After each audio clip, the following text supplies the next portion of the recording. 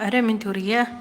Дийлэх гишүүд маань явж шиг боллоо. За тэгээд энэ нэг холбогдлолтой нэг асуудал асуухаасаа өмнө улсын хурлын гишүүдтэй нэг уриалга төвшүүлсэн. Өнөөдөр одоо бидний жилийн өмнө тангараг үргэж гишүүн болж эх орон иргэд олон нийтийнхээ эрх ашигын төлөө одоо тангараг үргэсэн өдрийн 1 жилийн ойн өдөр болж байна. Тэгээд нийт гишүүдтэй бас баяр хүргэе.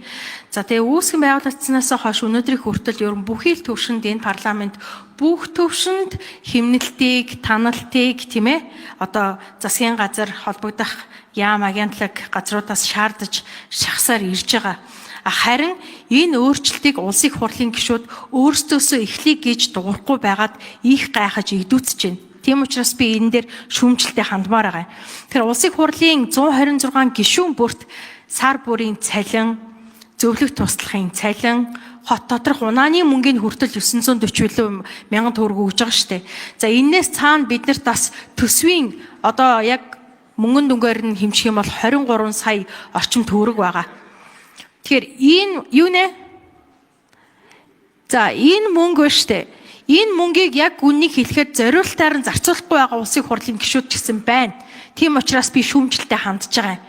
Зарим улсын хурлын гишүүд өрөөдөрөн үр хүүхэд өөрсдийнхөө ах トゥ амраг садан хүргэн бирүүдээ авчираад ингээд цалингийн зардлаар зөвлөх туслах гэдэг тэртээ тэргүй орон тооны нэг зөвлөх нэг туслахыг цаанаас нь тавьчаад төрөөс цалинжуулаад татвар төлөгчдийн мөнгөөр цалинжуулаад ахад дахиад өрөөдөрөн хүмүүс авчирчаад тэднийхээ одоо бүгднгийн ингээд те ах トゥ амраг саднаа ингээд цалингийн зардлаар тижээж байгаа хүмүүс ч гэсэн байна.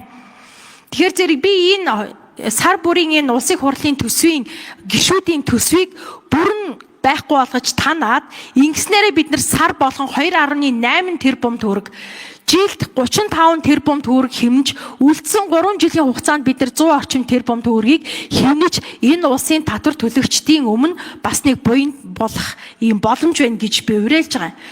За тэгэхээр энэ мөнгнөөс одоо яг үнийг хэлэхэд энэ гадаад дотоод бүхий л томилтыг төвөдөг хэдэн гишүүд байна.